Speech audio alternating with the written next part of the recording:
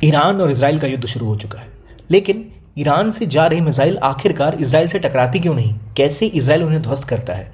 और क्या वजह है कि ईरान, हिजबुल्लाह और हमास के द्वारा फायर किए गए रॉकेट्स और मिसाइल कभी भी इजराइल को नुकसान नहीं पहुंचाते? इसकी वजह है उनका स्ट्रॉन्ग एयर डिफेंस सिस्टम।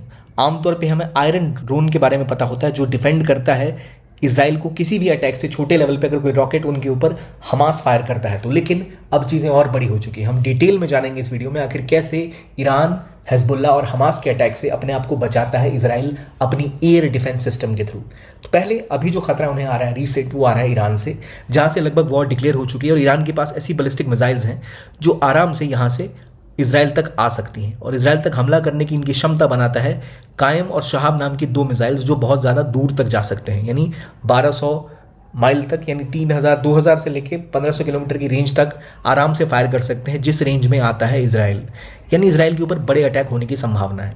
इसके अलावा अगर हम बात करें ना, तो इजराइल को खतरा है यहाँ गाज़ा से। छोटे मोटे अटैक्स गाज़ा में स्थित हमास कर सकता है। हमास बहुत करीब है, एक तरह से इजराइल के अंदर ही स्थित है।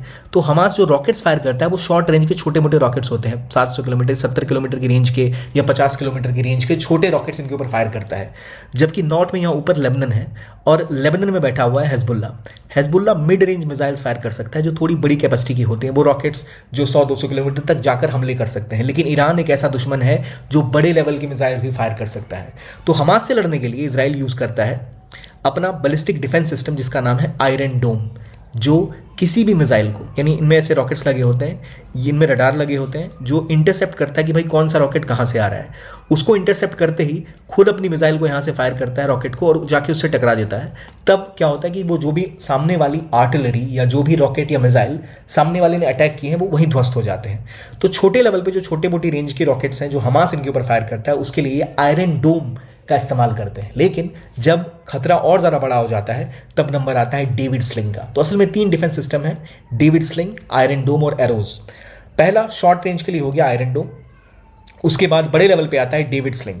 अगेन एक ऐसा डिफेंस सिस्टम जहां पर इनके पास इस तरह के रॉकेट्स या मिसाइल अपने कनिस्तर में पैक्ड होते हैं।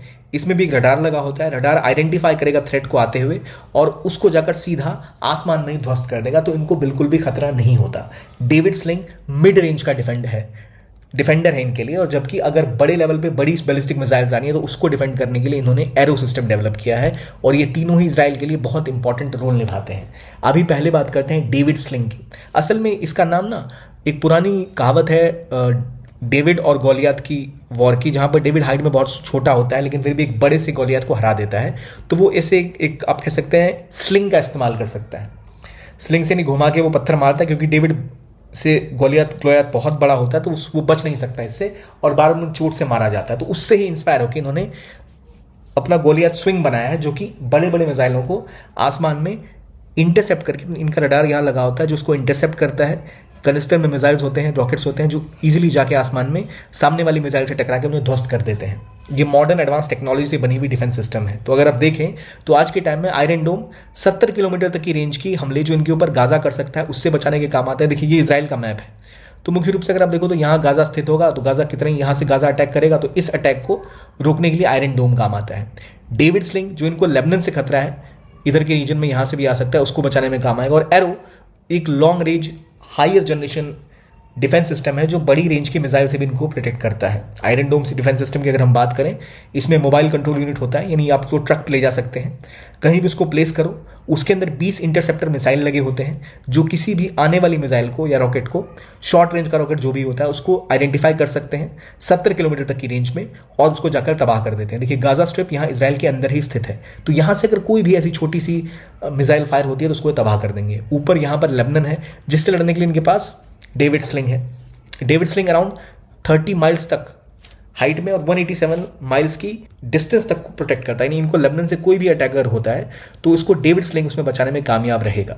देखिए, पीला वाला जो है ना, डार्क येलो में, ये आपका डेविड स्लिंग है जो थोड़ा और डिस्टेंस कवर करता है। तो सीरिया से और अगर लेबनन से कोई हमला इनके ऊपर होता है तो उससे इनको डेविड स्लिंग बचा लेगा। और अगर गाजा से या वेस्ट बैंक से कोई अटैक होता है तो उसके लिए आयरन डोम है।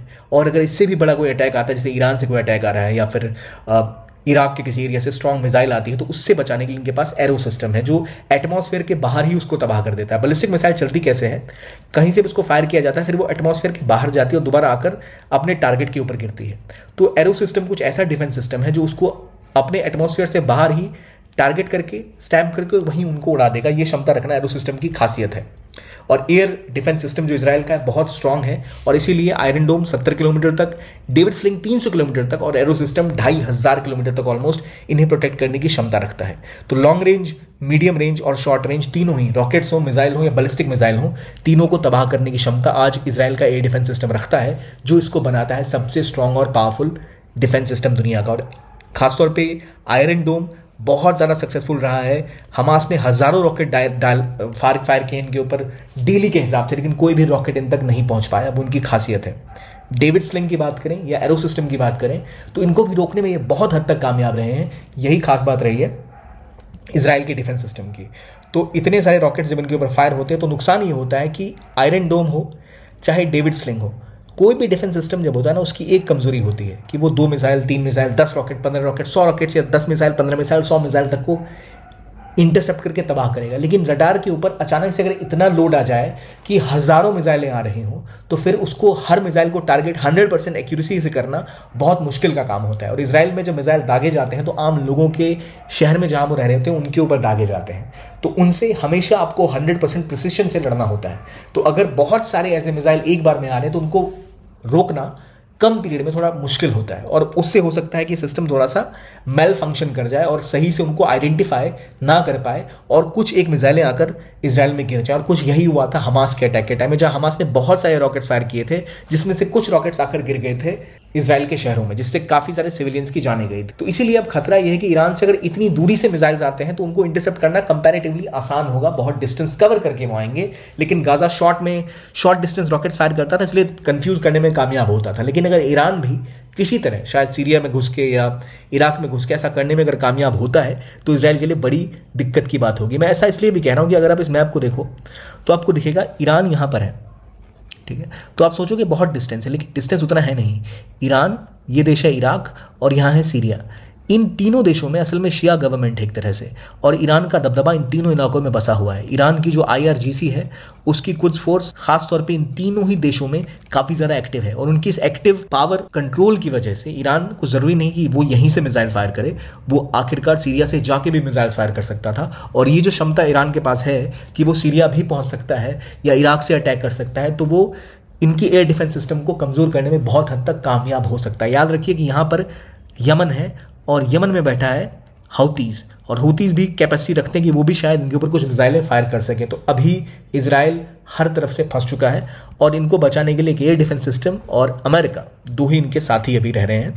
तो देखते हैं आगे क्या होता है। लेकिन अभी जो लड़ रहे हैं ये अपने डेविड स्लिंग से, अपने आयरन डोम से और अपने एरो एयर डिफेंस सिस्टम्स के थ्रू इजराइल के ऊपर आने वाली किसी भी आफत को कंट्रोल करने में कामयाब रहते हैं, जो किसी भी एरिया को पकड़कर उन्हें तबाह करने की क्षमता रखता है। तो इनका एयर डिफेंस सिस्टम बहुत शक्तिशाली है, खासतौर पे एरो सिस्टम जो लेयर 7 तक जाता है। लेयर 5 डेविड स्लिंग और लेयर 4 पे आयरन बीम और आयरन डोम नाम की टेक्नोलॉजी होती है, जिससे ये इनको गाजा से बचाता है। दूसरा, डेविड स्लिंग इनको बचाता है किससे? डेविड स्लिंग इनको बचाता है लेबनान से, यानी हिजबुल्लाह से, और एरो बचा सकता है इनको ईरान से। और ये टेक्नोलॉजी जो है इसके बारे में और डिटेल से आप चाहते हैं तो हम बात करें, जरूर करेंगे। अभी जो खतरा है वो कहाँ से है? ईरान से है, लेबनान से है, सीरिया से है और गाजा से है। तो ये थी कहानी इस वीडियो की। कीप ऑन वॉचिंग ज्ञान कोश and have a nice day.